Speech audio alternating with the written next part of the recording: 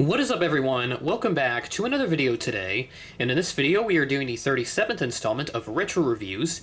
Today we're going to be reviewing my Gemini Jets 1:400 scale Delta Airlines Boeing 727-200 with a Bicentennial livery. Another wonderful model that I acquired during Airliners International in Kansas City this year. Got it for $55, as you can see there on the price tag, which was labeled on the box. And with that having a price tag, that meant I got it from Squatchy's Diecast Hangar. So, as I've said before, they had wonderful stock at Airliners, and their storefront's also really good. I've yet to use their online storefront, but I know a lot of people have had nothing but positive things to say about it, so I will be eager to try it out if they have something that I really need. Perhaps my white whale models, like a Western 737, a Frontier, or an American F-100, if that ever shows up anywhere, but we'll worry about that later.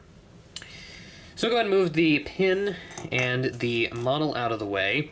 Both of them very lovely, of course, but the box is always first on Retro Review, so we'll do that. So starting off, we do have this is the old Gemini Jets box art, so we have the limited edition up there, the cutout for image of the plane right there, more of an image of the model, actually.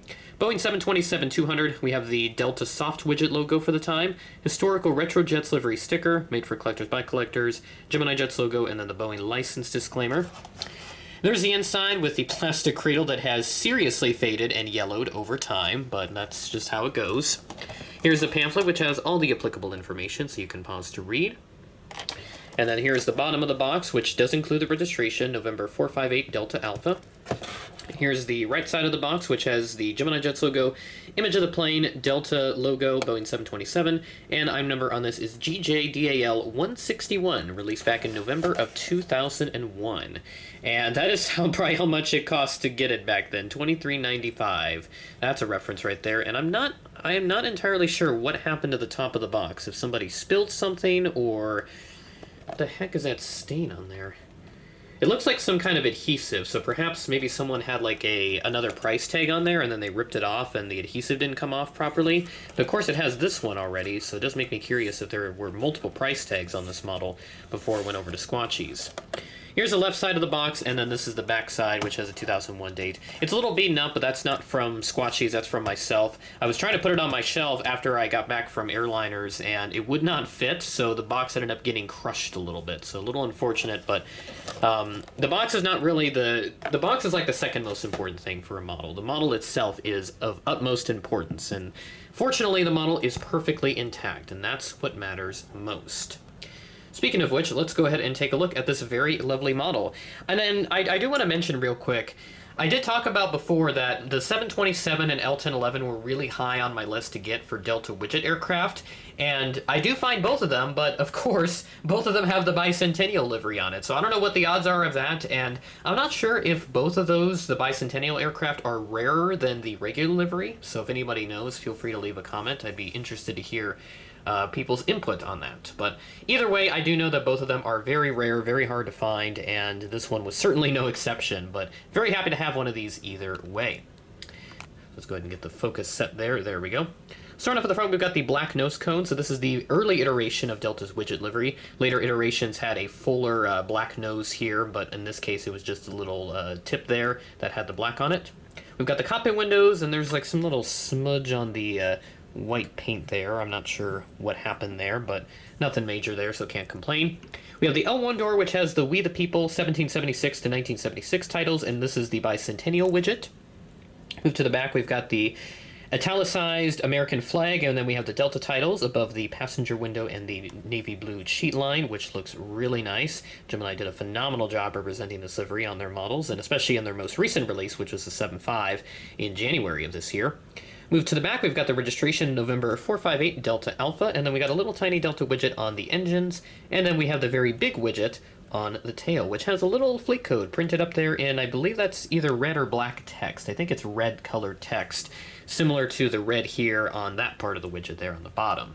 So that is a nice little detail there that Gemini got. For 2001, this is a very nice model. It doesn't have a whole lot of panel details on there, but again, this was made a very long time ago, so standards were much different than they are today. On the side of the aircraft, we do have a couple luggage doors down there at the bottom. Actually, only one of them there, just up on the front, and then the back here, which has nothing. I think they only had one on the 727 there up on the front, but I could be wrong on that. Move to the bottom of the aircraft, we do have a nice silver paint, and then a neat detail that I found shortly after I filmed that massive unboxing with Connor is that they printed this on the bottom of the aircraft. Copyright 2001 Delta Airlines. I have never seen that on any of my Gemini Jets. I think maybe some Dragon Wings also had that as well, but this is the first time I've seen it on the bottom of a Gemini Jet aircraft, which is very, very interesting. So it must have been something that Delta wanted on their aircraft. Let me see if it does have a Delta license disclaimer on it. All it shows is just the Boeing license on it. Yeah, I don't see anything about... or no, it is... Okay, this is a licensed Delta model. So it says it there at the bottom there, right where the box is creased and kind of torn up. But yeah, so this is an officially licensed Delta model, but honestly, I don't really care too much about licensing, but it is neat to know if something is licensed. So, you know, I know there are those that do care and others that don't, so it's kind of a two-way street with that sometimes, but hey, what can you do? But yeah, the rest of the model is really nice, and I have yet to show the top of the aircraft, which I'll do now. And we do have some overwing exits printed on. That looks really good. And again, there's another look at the bottom, but very nice. And this is one of the older Gemini models, molds rather. So the tail seam there is kind of present, but not very noticeable since it's the 727 and the T-tail aircraft. It's more noticeable on aircraft like the A320 family when they first introduced that, and the 737s and 747s even. It was more notable on those types, whereas this one here, it's a little bit harder to tell, but you can tell from that angle, so just look for that seam right there at the top of the tail.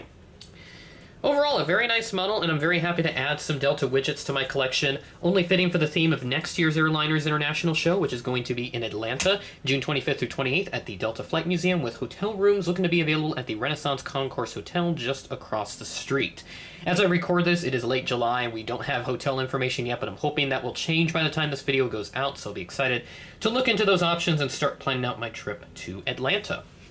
With that out of the way, we'll go ahead and take a look at the real-life aircraft's history.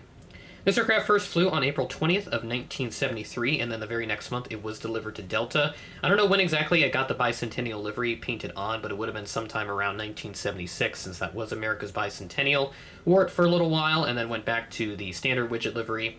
It was then transferred to People Express in June of 1984, and in the process re-registered to November 517 Papa Echo. And then when People Express went under, it went to Continental in February of 1987, wore the People Express registration for a few years, and then it was re-registered to November 33785 in 1991.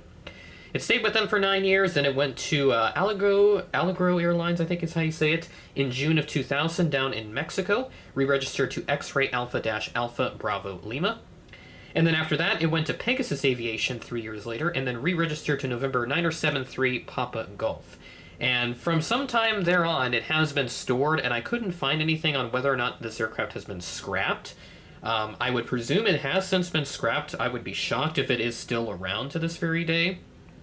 So wherever it may be, hopefully, you know, maybe somebody has saved parts of the airframe or something. Let me see. Okay, so just finding some new information now. May of 2015, the registration was canceled, so I would assume sometime after that the aircraft has since been scrapped, which is a little unfortunate, but that's just how it goes. And that is all I have for this episode of Retro Reviews. With that being said, thanks for watching, and I will catch you in the next video.